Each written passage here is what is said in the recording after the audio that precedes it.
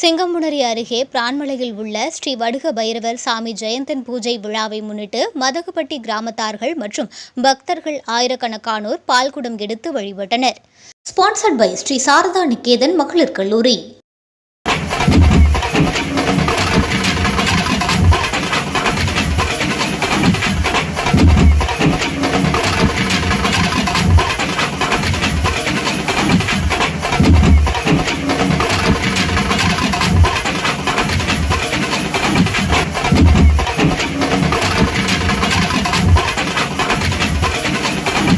சிவகங்கை மாவட்டம் சிங்கம்புணரி அருகே பிரான்மலையில் அருள்பாலித்துக் கொண்டிருக்கும் ஸ்ரீ வடுக பைரவர் கோவில் சித்திரை ஜெயந்தன் பூஜை விழா ஸ்ரீ குன்றக்குடி பொன்னம்பல அடிகளார் தலைமையில் வெகு விமரிசையாக நடைபெற்றது.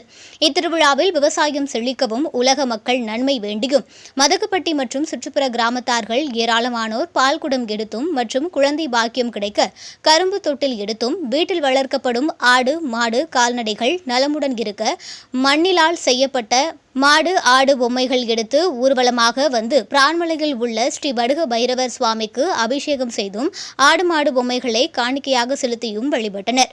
இதில் ஆயிரக்கணக்கான பக்தர்கள் கலந்து கொண்டு சுவாமி தரிசனம் செய்தனர்.